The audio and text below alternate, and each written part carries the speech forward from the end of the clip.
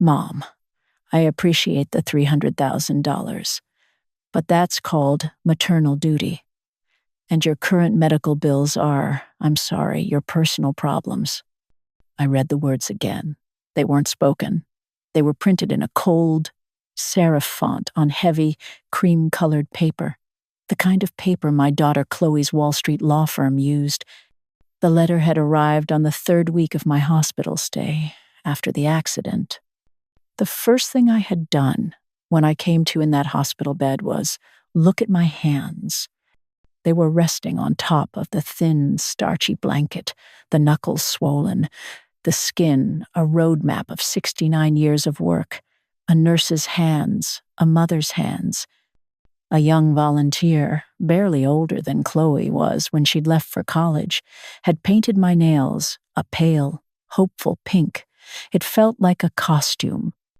A different nurse, a woman my age with weary, kind eyes, had bustled in with the afternoon mail. "A little something to cheer you up, Martha," she'd said. Most were flimsy, get-well cards from neighbors, but one stood out. It was heavy, rigid. Venable, Croft and Swain, LLP, Chloe's firm. A fragile warmth had spread through my chest, a foolish, maternal flicker of hope. She's busy, I'd told myself. A partner at a firm like that doesn't have time for frantic phone calls. Of course. She would send a check. She would handle it. This letter was her way of saying, "I've got this, Mom. Rest." My fingers had fumbled with the seal.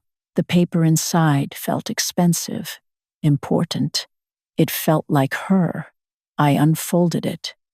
There was no "Dear Mom." There was no "I hope you're okay."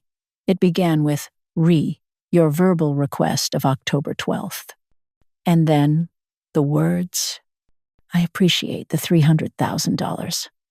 I remembered the real estate agent, a slick man with a plastic smile, planting the "for sale" sign on the lawn of the house my father had built.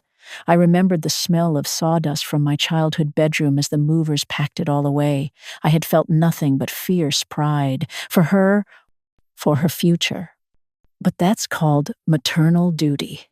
I remembered working double shifts at the hospital, my feet aching, my back screaming, surviving on vending machine coffee, and the thought of her walking across that graduation stage.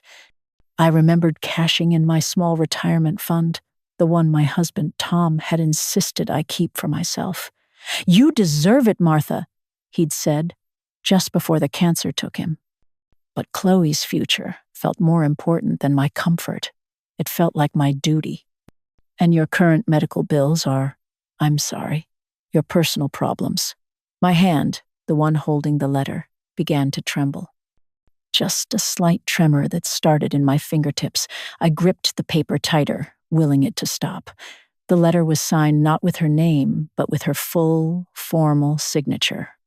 Chloe Ann Davison, Esquire, the daughter I knew, the little girl who used to draw pictures of our family and sign them with a backwards C, was gone.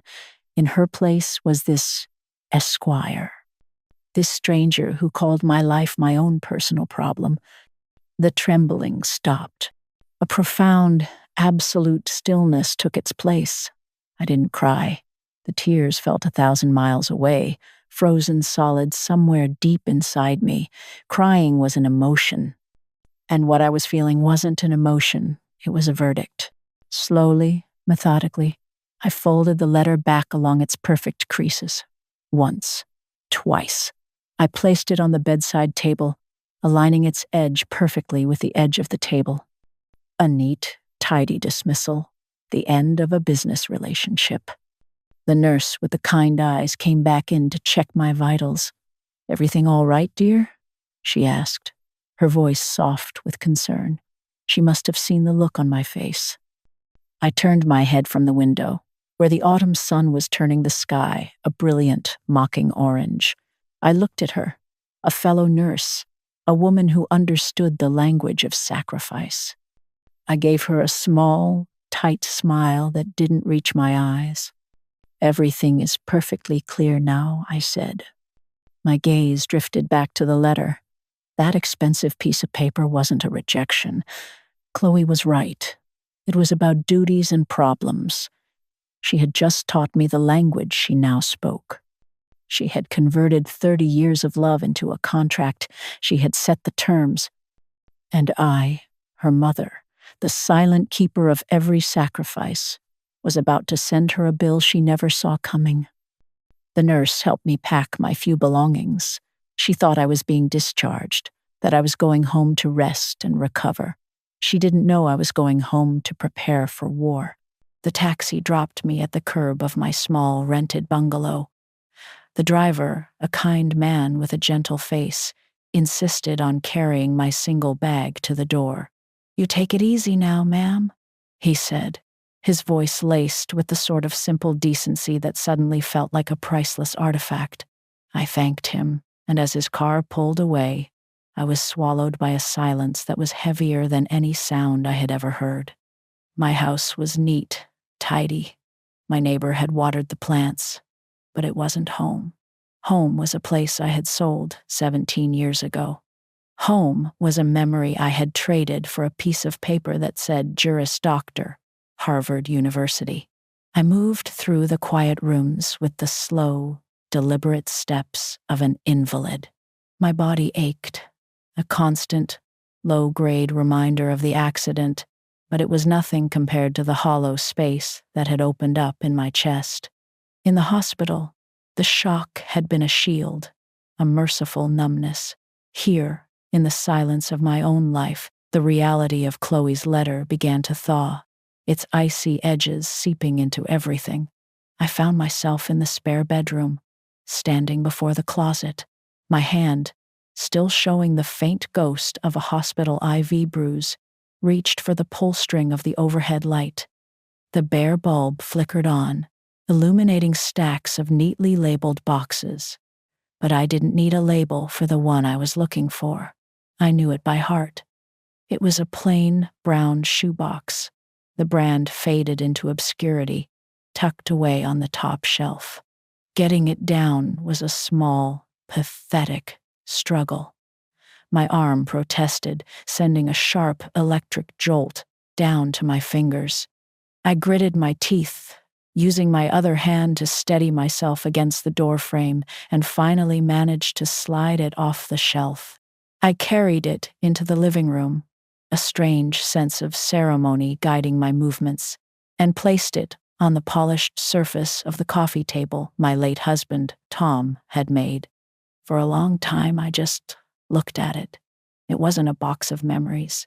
It was an archive of a life, the life of a mother, my life. With fingers that felt thick and clumsy, I lifted the lid. The smell hit me first, the dry, sweet scent of old paper, dried flowers, and time itself. There were no photographs. Photographs are for display, for show. This was the raw data of love. On top lay a small construction paper card, the corners soft with age, a lopsided, smiling sun, drawn in waxy orange crayon, beamed from the front. Inside, in the sprawling, uncertain script of a 5-year-old, it read, "To the best mommy in the rolled. Love, Chloe."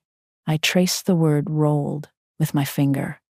She was always so ambitious, even with her spelling. Beneath it, a tiny Ziploc bag held a single object, pearly and impossibly small, her first milk tooth. I remembered the absurd drama of it, the tooth fairy fiasco where Tom had forgotten to switch the tooth for $1, and I'd had to sneak in at dawn to fix his mistake. We had laughed about it for years. I dug deeper. A faded program from her 4th grade piano recital. She'd played a clumsy rendition of Twinkle, Twinkle, Little Star, her face a mask of fierce concentration. A pressed, brittle gardenia from her high school prom corsage. She'd complained the boy was boring, but her eyes had shone with excitement all night. Every object was a key, unlocking a room in my heart I had kept just for her. My fingers finally brushed against a thicker, more formal sheaf of papers at the bottom, the deed of sale. The official document that transferred ownership of the house my father built, the house where I grew up, the house where Tom and I brought Chloe home from the hospital, to a young family from Ohio. I remembered the final walkthrough, the echo of my own footsteps in the empty rooms. I hadn't felt sadness then, only a fierce, burning pride. I was giving my daughter a future my parents could only have dreamed of for me. It wasn't a sacrifice. It was a launch. My gaze fell on my purse, sitting on the armchair. Inside was her letter. Venable, Croft and Swain, LLP. I stood up, walked to the chair, and retrieved it. Back at the table, I unfolded the heavy, cream-colored paper. The clinical, black font looked obscene. Next to the crayon scrawled, "I love you." I read the words again. Completed transaction. No further obligations. The contrast didn't break my heart. It clarified everything. She wasn't wrong. She was just more honest than I had ever been. My entire life, I had pretended love was a gift. She, with her expensive education, had correctly identified it as a series of services rendered and assets transferred. It was an investment, and my return had just been delivered. With a strange, calm precision, I placed her letter on top of the pile of memories, on top of the crayon drawing, the milk tooth, the prom flower, the deed to my home. It lay there, stark and white, like a death certificate laid over a scrapbook. I put the lid back on the shoebox. The sound was soft, a final, definitive puff of air. It wasn't the sound of closing a box. It was the sound of a ledger being closed, an account being settled, a case being dismissed. I stood, lifted the box, and carried it back to the spare room. I didn't put it back on the shelf. I knelt, my knees cracking in protest, and pushed it deep into the darkest corner of the closet, behind a stack of winter blankets I rarely used. I was not storing it. I was burying it. When I stood up, the ache in my bones was still there, but the hollow space in my chest had been filled with something cold, solid, and heavy. It felt like purpose. I walked to the kitchen, my steps no longer frail but measured. I picked up the phone from its cradle on the wall. I didn't need to look up the number. It was as familiar to me as my own. I dialed, listening to the clicks and the burr of the line connecting. He picked up on the third ring. Leo speaking. His voice was the same as it had been for 40 years, warm, steady, a comforting rumble. "Leo," I said. My own voice was different. It was level, devoid of emotion. It was the voice of a witness giving a sworn statement. "It's Martha." "Martha, good to hear you. How are you feeling?" I cut him off, not out of rudeness, but out of necessity. The time for pleasantries was over. "I need your help," I said. There was a pause. I let the silence hang in the air, a weight of its own. Then I delivered the final, clarifying sentence. "My daughter has sent me an invoice." The warmth in Leo's voice vanished, replaced by the sharp, focused attention of an attorney who has just heard the words that begin a war. "I'll be there in an hour," he said. Leo's office felt like a fortress against the modern world. It smelled of old leather, paper, and the faint, sweet aroma of his pipe tobacco, a scent he clung to despite years of nagging from his wife.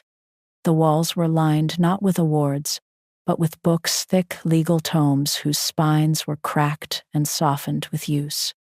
On his desk, next to a chaotic mountain of files, sat a silver-framed photograph of two beaming men in cheap tuxedos at a wedding, Leo and my Tom, young and full of a future that had been stolen too soon. He had listened without interruption, his hands steepled under his chin, his gaze fixed on the letter from Chloe that I'd placed between us. It lay on his blotter, like a piece of evidence at a crime scene. When I finished, he didn't offer condolences or platitudes. He offered something far better. He offered validation. "She used her world to break yours, Martha," he said, his voice a low, steady rumble. "She turned love into a contract and then declared you in breach. So we won't argue feelings.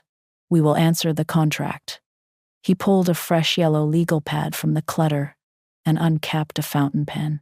"We are going to draft a response, not a letter, an invoice. We'll speak the only language your daughter seems to respect, the language of billable hours." A strange, cold fire began to burn in my veins. This wasn't about anger anymore. It was about balance. It was about justice. "Where do we start?" I asked, my voice steady. "At the beginning," Leo said, a grim smile touching his lips. "Service rendered, labor, and delivery. A 9-month lease of a private vessel culminating in a high-risk extraction procedure. What's the going rate for surrogacy these days, plus medical expenses?" He scribbled furiously. "We'll be conservative." For the next 2 hours, we deconstructed my life as a mother and rebuilt it as a line-item ledger. It was a grotesque and strangely empowering process. Leo, the consummate lawyer, would frame the service in cold, corporate terms, and I, the silent keeper, would provide the data.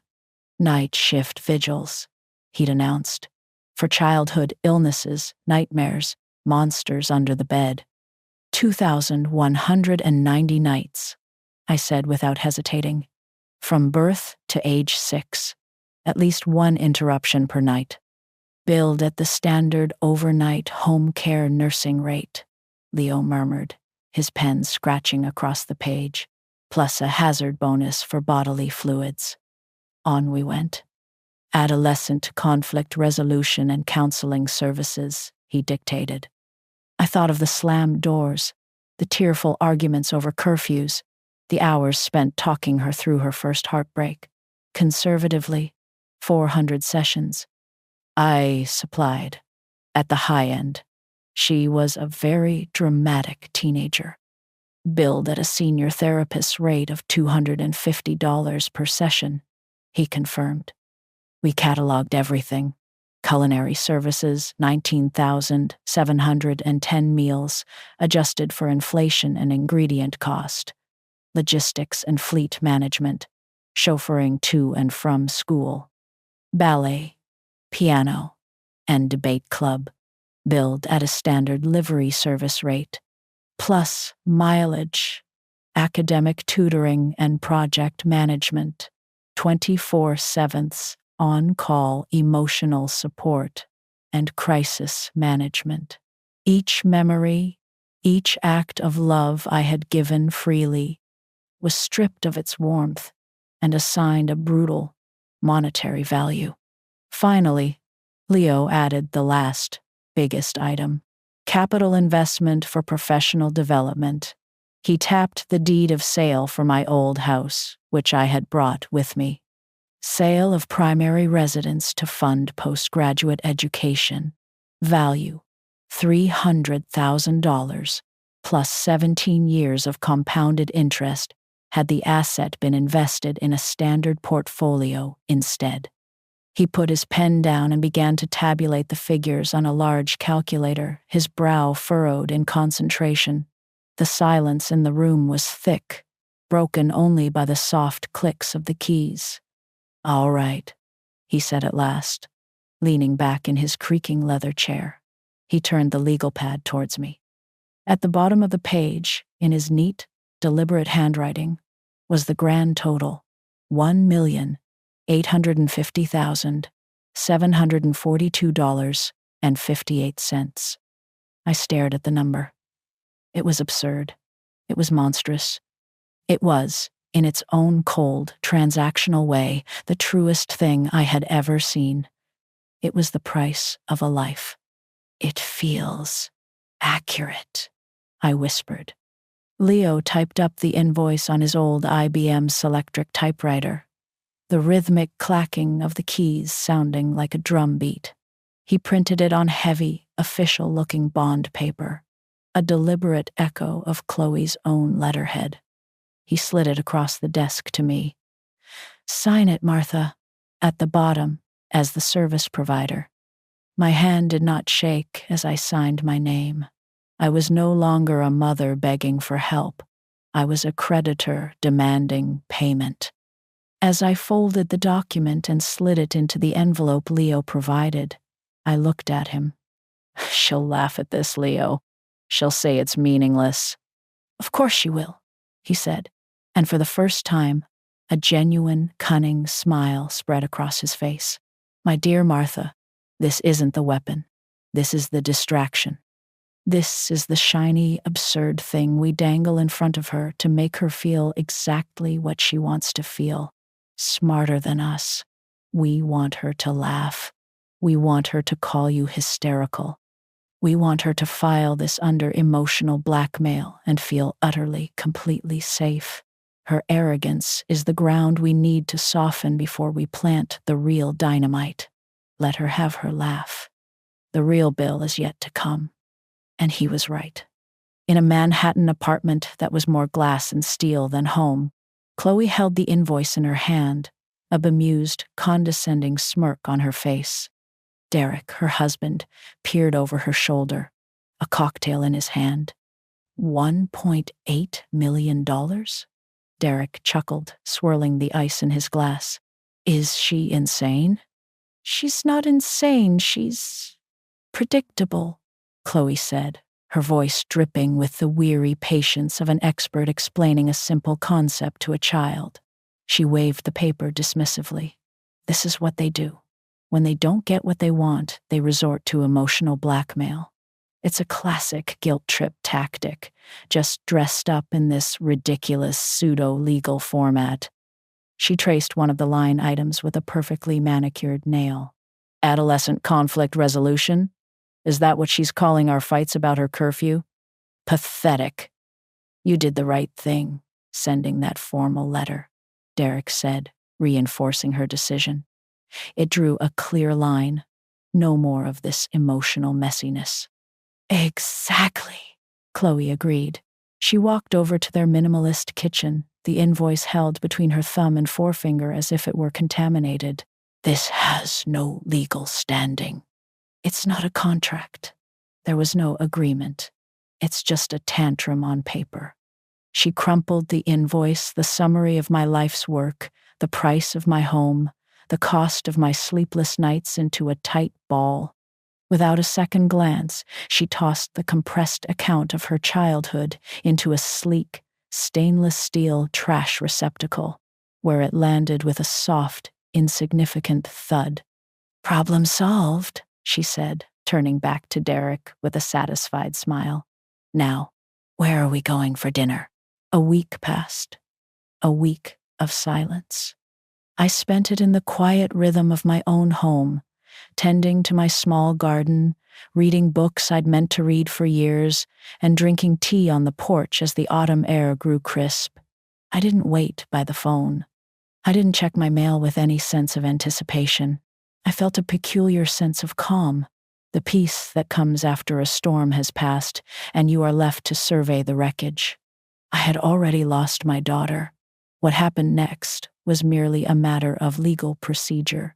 I had handed the gavel to my executor. I was at Leo's house, sitting in his worn armchair by the fireplace, when the second letter was delivered. Not to me, but to her. Leo had sent it by courier, a deliberate move to ensure it was signed for and could not be ignored. It was a single page, typed on his modest but professional letterhead. Leo J. Kaczmarek, attorney at law. "This isn't for show, Martha," he said, handing me a cup of chamomile tea. His wife, Helen, had insisted. "This is the first cut.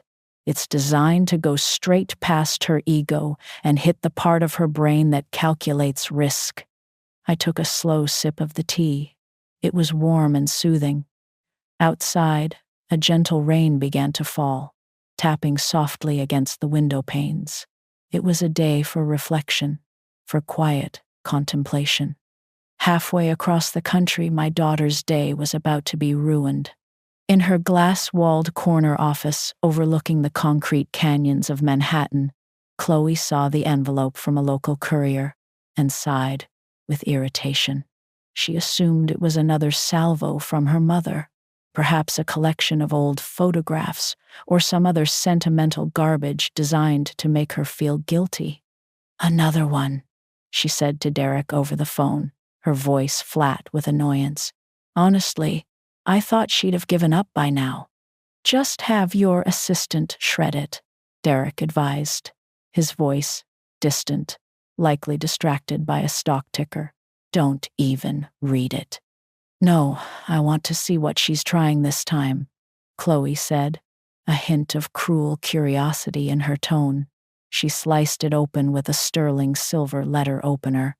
Her condescending smirk faded as she read the first line. This was not a letter from her mother. Notice of default on oral loan agreement. Her eyes scanned the page, her high-speed legal mind processing the words with increasing alarm. It was short, brutally formal, and written in language she understood all too well. It alleged that the $300,000 provided for her education was not a gift, but a verbal, interest-free loan. It stated that the implicit terms of this loan were based on the long-standing familial expectation of mutual care, an expectation she had formally repudiated. And then she saw the final, devastating paragraph. The beneficiary's own definition of this financial arrangement as a completed transaction serves as an explicit acknowledgement of its transactional, rather than donative, nature. Please see attached copy of Ms. Davison's letter of October 14th, marked as Exhibit A. Her blood ran cold. Exhibit A. Her own words. Her own cold, dismissive letter, now stapled to the back of this legal threat. She felt a sudden, dizzying sense of vertigo. The trap she had so carefully constructed for her mother had just snapped shut on her own ankle. She hung up on Derek without saying goodbye and immediately dialed the private line of Julian Vance, a senior litigation partner at her firm. She forwarded him a scan of the letter. "Julian," she said, her voice tight, "I've got a nuisance situation. Family matter. Can you look at this? It's absurd." There was a minute of silence as he read.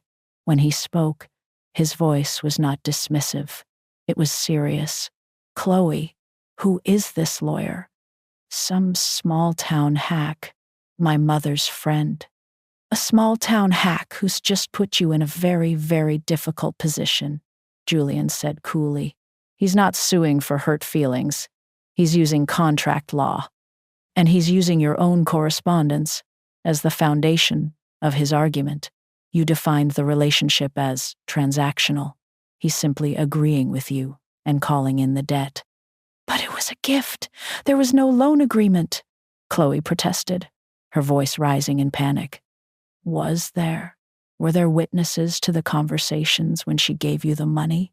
Did she ever say things like, 'This is so you can have a great future and take care of me when I'm old'?" Chloe's mind flashed back to a dozen such conversations. She had always dismissed it as sentimental nonsense.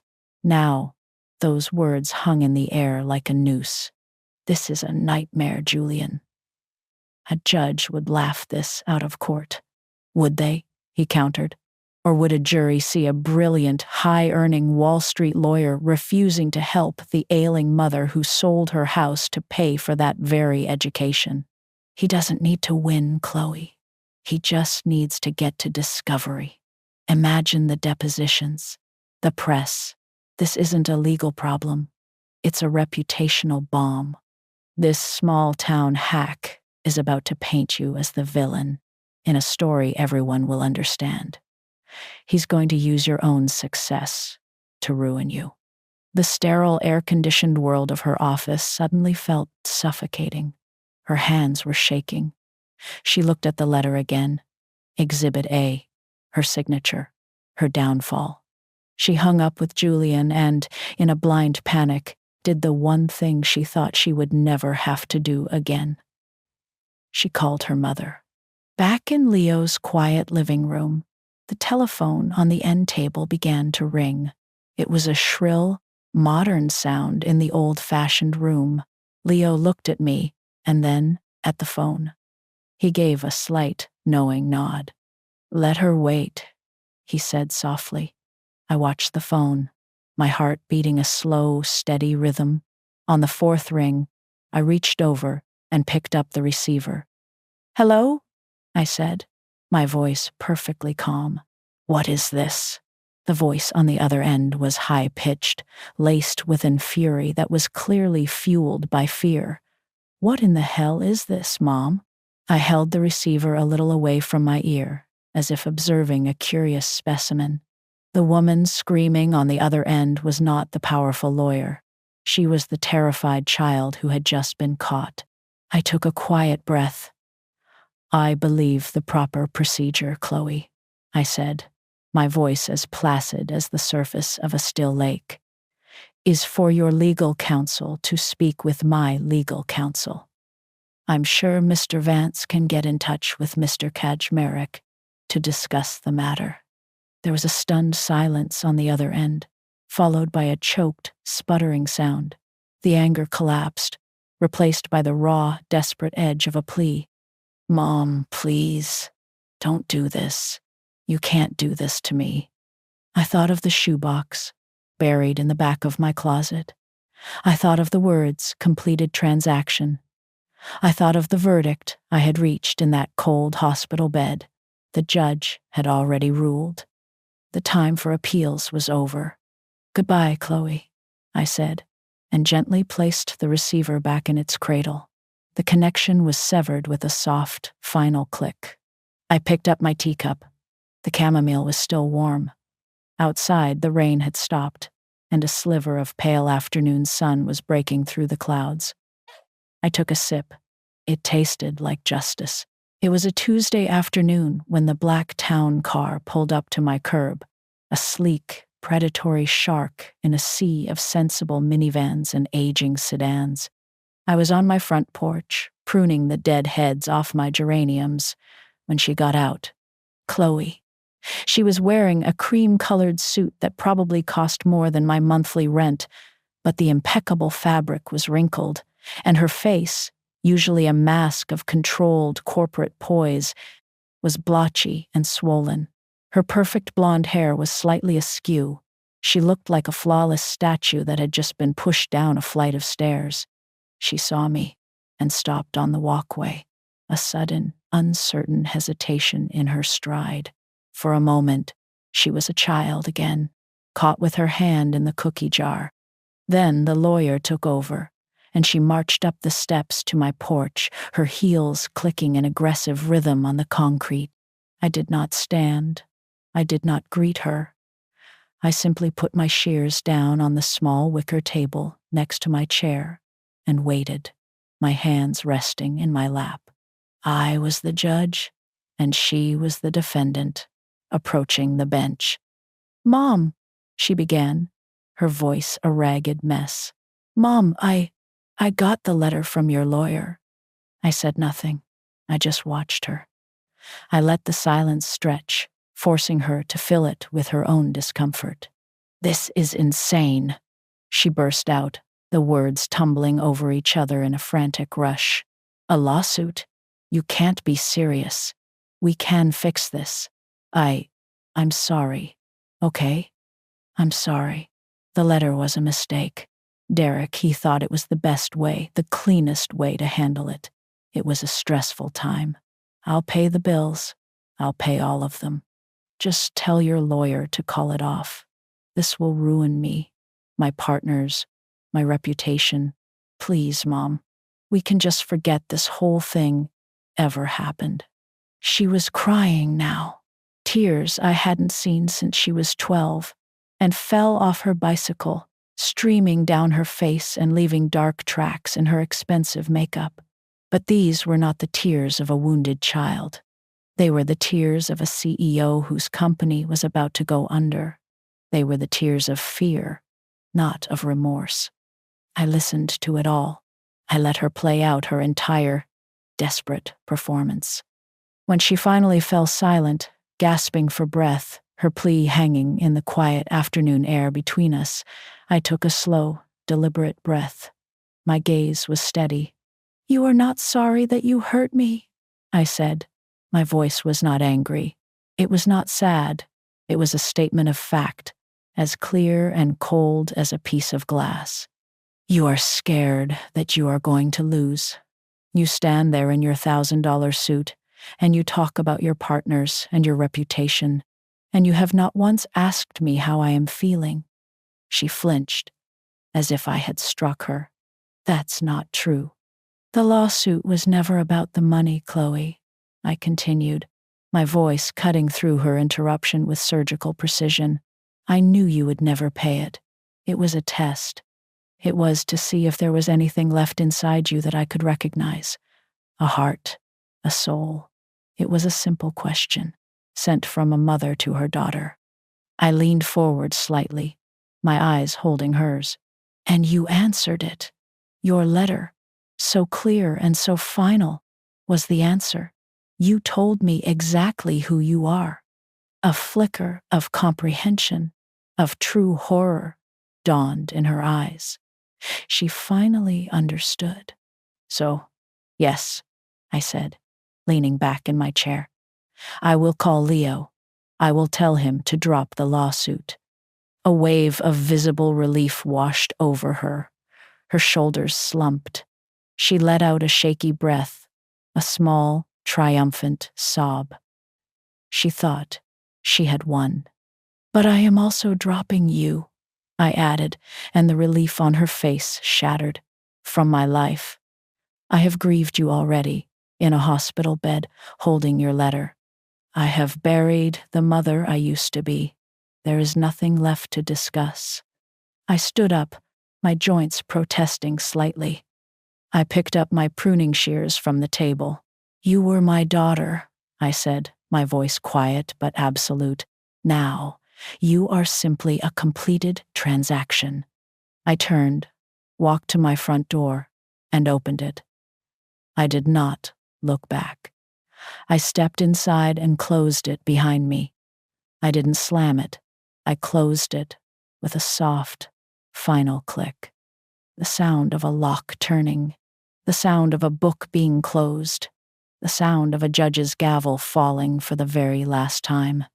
Through the small glass pane in the upper half of the door, I could see her still standing on the porch, a solitary, broken figure in a world she thought she owned.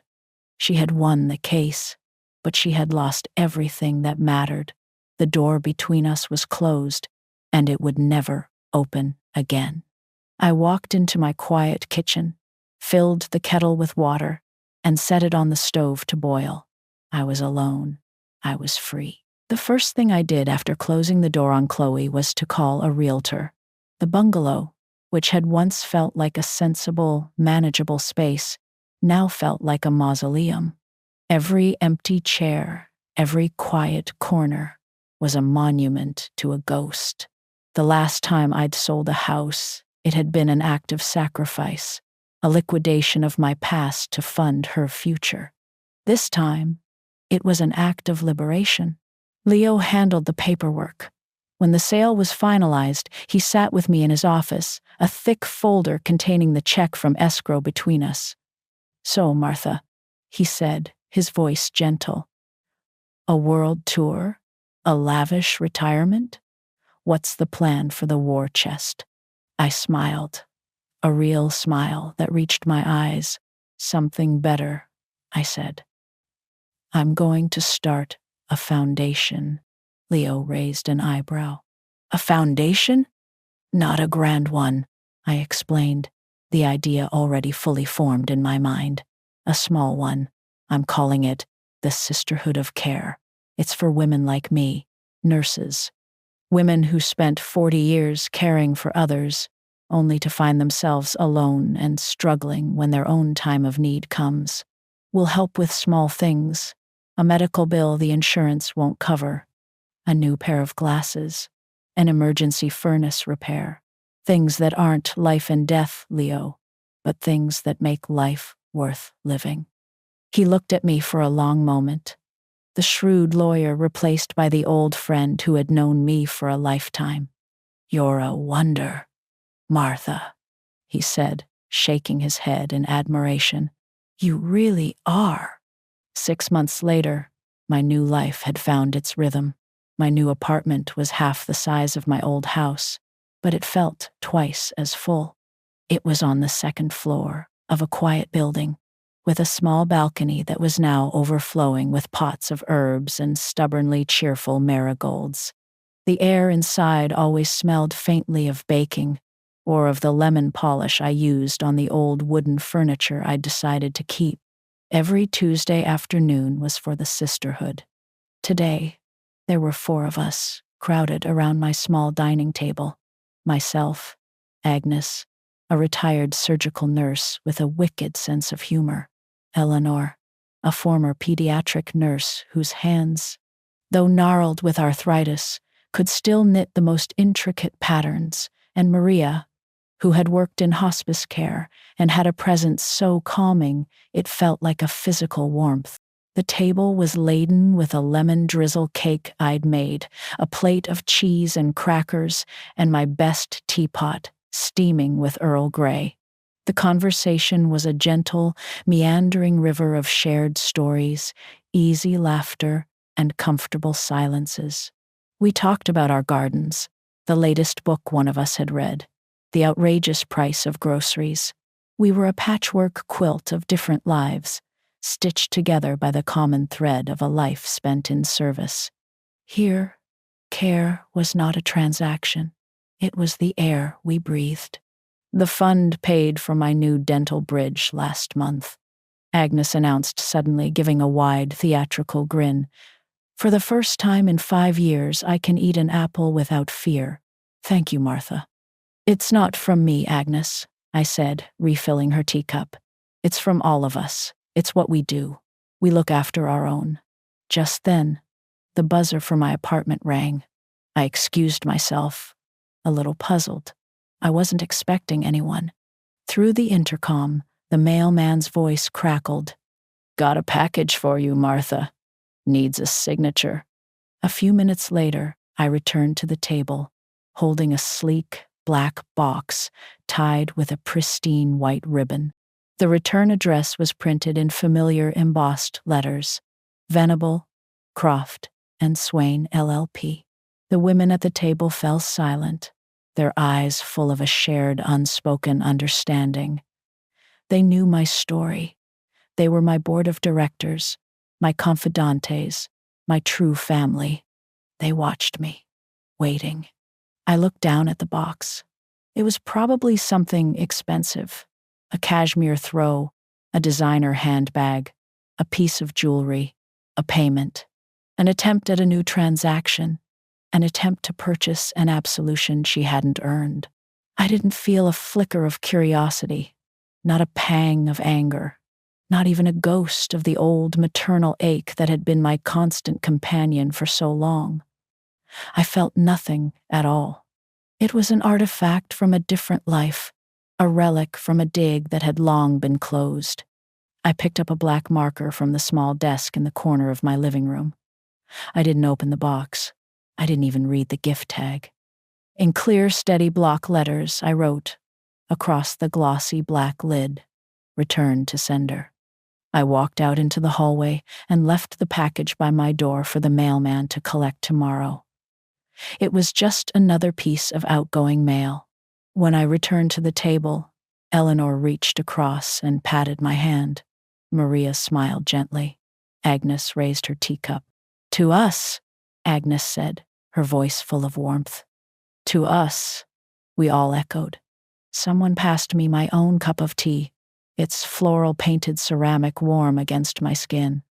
I lifted it to my lips, the steam fragrant and familiar. The laughter and conversation started up again, a gentle, healing wave that washed over me. I looked at the faces of these women, these sisters, and I felt a sense of belonging so profound it settled deep in my bones. My hands, holding the teacup, felt steady and strong. They felt like my own again. I was home.